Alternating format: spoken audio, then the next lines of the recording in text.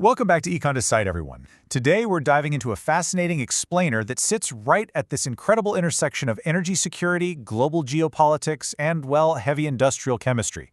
We are looking at the alchemy of coal gasification. We're going to break down the actual mechanics of how this technology works, unpack the massive strategic bets China's making that are literally reshaping global energy flows, and then we'll analyze India's critical policy crossroads.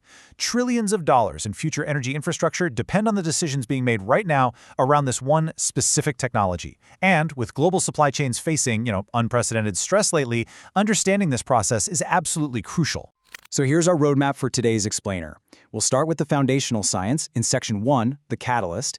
Then we'll validate that science with a real-world macroeconomic case study looking at China in Section 2. And finally, we'll wrap things up with some high-stakes policy analysis in Section 3, focusing on the crossroads India is currently facing. Okay, let's get right into it. Section 1. The Catalyst. Deconstructing the Science of Coal Gasification. Now, before we start talking about billions of dollars and geopolitical shifts, we really need to ask, what exactly is coal gasification? And how is it fundamentally different from just, throwing a lump of coal into a giant furnace?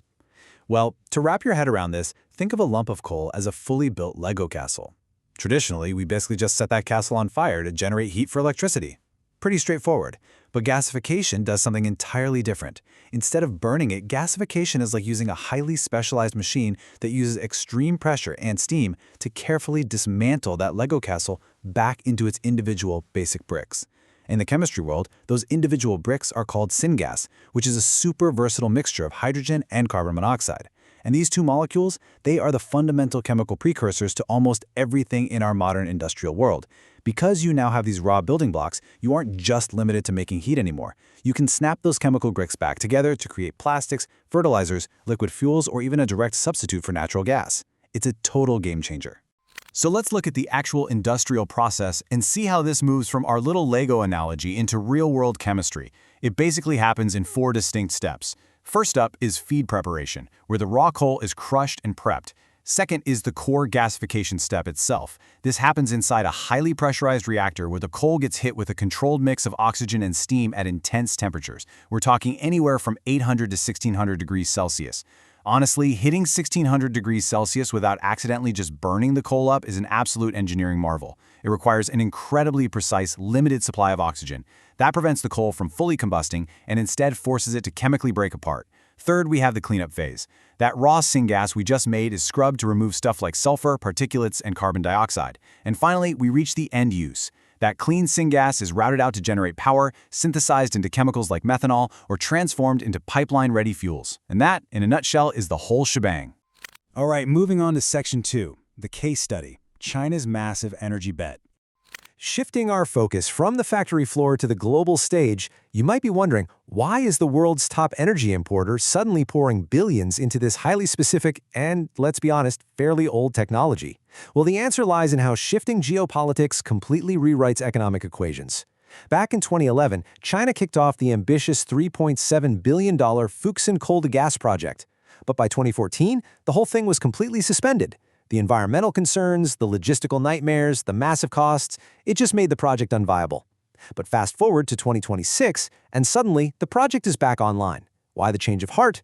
Because the ongoing conflicts in the Middle East, involving the US, Israel, and Iran, have totally altered the risk profile of global energy. When major shipping lanes through the Red Sea and the Strait of Hormuz are facing daily threats, the cost and the risk of importing liquefied natural gas just absolutely skyrockets. And this next point brilliantly illustrates the sheer macroeconomic scale of China's pivot. If all 13 of the coal-to-gas projects currently under construction or in planning across China are actually completed over the next few years, they're going to boost the country's synthetic gas capacity 7 times over. That equates to over 52 billion cubic meters. Just to put that massive number into perspective for a second, 52 billion cubic meters is more than the entire annual natural gas consumption of a major industrial country like France. Producing that domestically would single-handedly secure 12% of China's total gas supply, heavily insulating their entire economy from any wild price shocks over in the Strait of Hormuz. So the takeaway here is that China's strategy is driven by a very specific matrix of priorities. First and foremost, for sure, is energy security, shielding their economy against imported oil and gas disruptions. Second is domestic abundance. China produces roughly half the world's coal. Gasification gives them a high-value use for it that goes way beyond just basic electricity generation. Third is air quality. And there's actually a fascinating paradox here. While gasification is definitely highly carbon-intensive on a global scale, turning coal into synthetic natural gas at a distant, remote industrial plant, and then piping that clean gas into cities, that completely removes the terrible, choking particulate smog that comes from burning raw coal directly in urban centers. It's kind of this localized solution to a localized health crisis. And finally, chemical independence. This whole process secures local feedstocks, like methanol and ammonia, for China's massive petrochemical industry. Bottom line, China views gasification as a highly pragmatic bridge technology, explicitly prioritizing sovereign economic survival right now over immediate global climate concerns. Which brings us to the pivotal question for our analysis today. If this strategy is so successfully shielding China from global supply shocks, should India just copy China's blueprint? Let's explore that in Section 3, the Crossroads, India's energy dilemma. At first glance, India faces an almost identical situation to China. India is heavily dependent on imported oil and natural gas, running a really large energy trade deficit.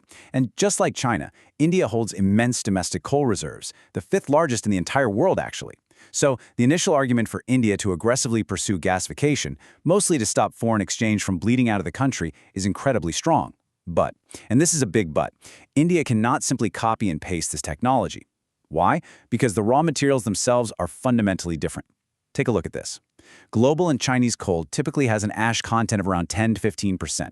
Indian coal, however, is characteristically very high ash, often sitting somewhere between 35 and 45%. And here's the kicker.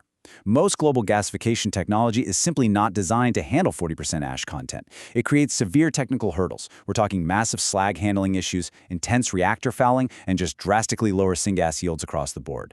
Because of that harsh geological reality, Indian policymakers are weighing some really intense trade-offs right now.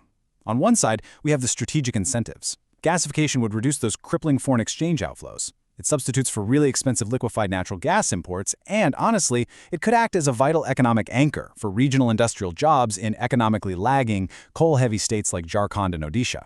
But then, on the other side, we have the structural constraints.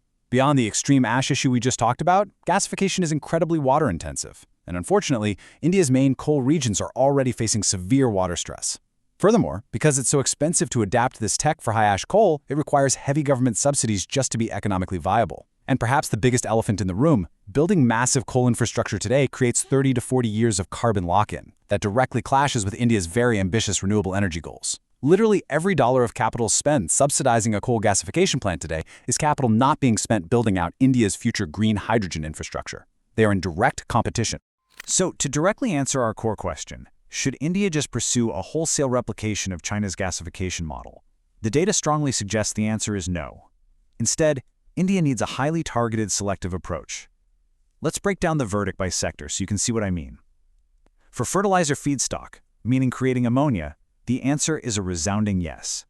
This has incredibly high strategic value because it directly substitutes the expensive imported gas currently used to make fertilizers. Ensuring domestic food security easily justifies government support here.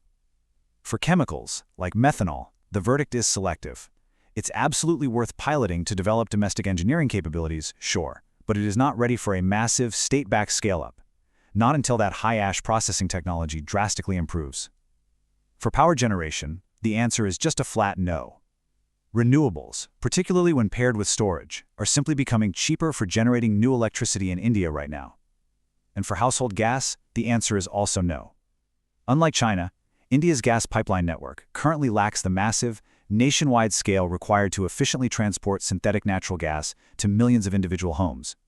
Distributing liquefied petroleum gas, LPG, in cylinders is far easier to transport and scale across India's vast geography, making clean cooking expansion through LPG a much more practical and capital-efficient path. Ultimately, this whole tale of coal gasification perfectly encapsulates the tension of our modern era.